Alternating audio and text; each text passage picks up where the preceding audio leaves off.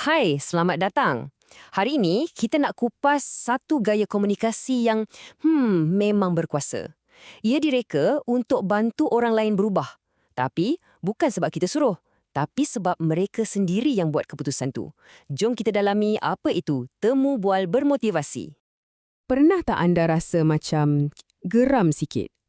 Anda dah bagi nasihat paling baik, paling ikhlas pada kawan ke, ahli keluarga ke, tapi macam tak ada kesan. Masuk telinga kanan, keluar telinga kiri. Kenapa agaknya ya? Kenapa nasihat kita yang kita rasa sangat bagus tu selalunya tak menjadi? Puncanya ialah sesuatu yang dipanggil refleks memperbetulkan. Ini naluri semula jadi kita tahu. Bila kita nampak masalah orang, kita terus nak terjah masuk dan cuba betulkan masalah tu untuk dia. Nampak masalah, nampak penyelesaian, kita terus nak betulkan. Dan kat sinilah masalahnya. Sebab hakikatnya dalam diri manusia ni ada satu sifat semula jadi yang tak suka dipaksa atau disuruh-suruh. Jadi, bila kita cuba betulkan seseorang secara automatik, naluri dia adalah untuk menolak walaupun niat kita baik.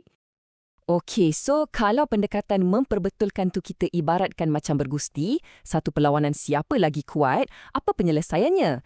Penyelesaiannya ialah anjakan pemikiran. Kita kena ubah cara kita. Kita kena berhenti bergusti dan mula menari. Inilah dia temu bual bermotivasi ataupun MI. Ia satu gaya komunikasi yang kolaboratif yang tujuannya untuk kuatkan motivasi dan komitmen seseorang tu dari dalam diri dia sendiri. Kata kuncinya di sini ialah kita bukan paksa perubahan tu, tapi kita congkil keluar dari dalam diri dia. Cuba bayangkan beza dia. Di satu pihak, kita ada bergusti. Kita asyik memberitahu, memaksa dan jadi pakar yang tahu semua benda. Di pihak yang lain pula, kita ada semangat MI, iaitu menari. Ia satu perkongsian. Ia berlandaskan penerimaan, belas kasihan dan yang paling penting, kita cungkil motivasi itu dari dalam diri dia.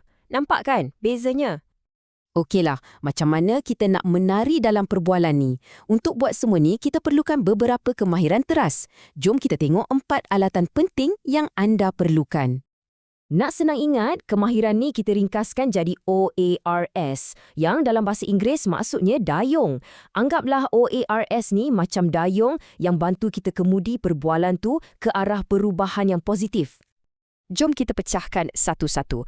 O untuk open questions atau soalan terbuka. Bukan soalan ya atau tidak, tapi soalan yang jemput dia untuk bercerita. A untuk affirmations atau peneguhan. Kita iktiraf kekuatan yang ada pada dia. R untuk reflective listening atau pendengaran reflektif. Yang ni sangat penting. Kita pantulkan balik apa yang kita dengar untuk tunjuk yang kita faham. Dan S untuk summaries atau ringkasan. Untuk kita kumpulkan semua benih-benih motivasi yang dia dah sebut. Jadi, kita guna kemahiran OARS ni bukan setakat nak borak-borak kosong je tau. Kita ada satu matlamat yang jelas. Telinga kita ni tengah fokus mendengar sesuatu yang sangat spesifik. Matlamat utama kita untuk mencungkil apa yang dipanggil lafaz perubahan atau change talk. Inilah dia magic moment dia. Bila orang tu sendiri yang mula bagi hujah-hujah, kenapa dia perlu berubah? Bukan kita, tapi dia. Lafaz perubahan ni pula ada 2 jenis. Kita boleh bayangkan macam tengah daki bukit. Mula-mula di kaki bukit, kita ada lafaz persediaan atau kita guna akronim DARN. Bila dia dah makin hampir ke puncak, kita akan dengar lafaz penggerak atau CAT. Apa tu DERN? Okey, D untuk desire atau keinginan. Contohnya, saya mahu.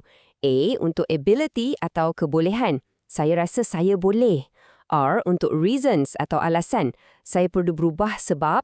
Dan N untuk need atau keperluan. Saya mesti buat ni. Ini semua tanda-tanda awal yang seseorang tu tengah fikirkan pasal perubahan. Bila momentum dah makin kuat, kita akan mula dengar isyarat CAT. C untuk commitment atau commitment. Macam, saya akan. A untuk activation atau pengaktifan. Saya dah bersedia nak dan T untuk taking steps atau mengambil langkah. Saya dah pun mula sikit-sikit. Ini tunjuk yang dia bukan setakat fikir tapi dah sedia nak bertindak. Okey, kita dah ada semangat dia, kita dah ada kemahiran dia dan kita pun dah tahu apa yang kita nak dengar.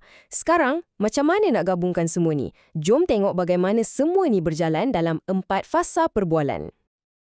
Selalunya perbualan MI ni ada aliran dia yang semula jadi. Mula-mula, pelibatan. Kita bina kepercayaan dulu. Lepas tu, pemfokusan. Kita sama-sama setuju nak bincang pasal apa. Ketiga, pencungkilan.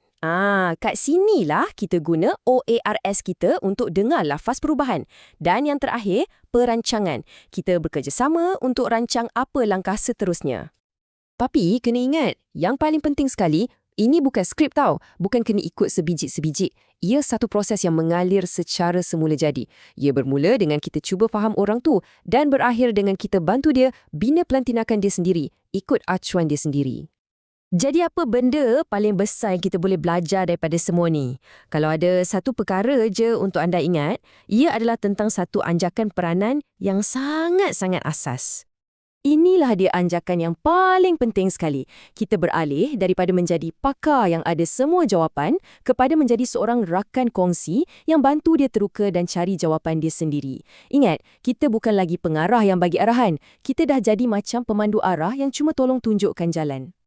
Jadi, lain kali bila anda rasa nak tolong seseorang tu, cuba berhenti sekejap. Sebelum cakap apa-apa, tanya diri sendiri soalan ni. Perubahan siapakah ini sebenarnya? Jawapan kepada soalan tu akan mengubah segala-galanya.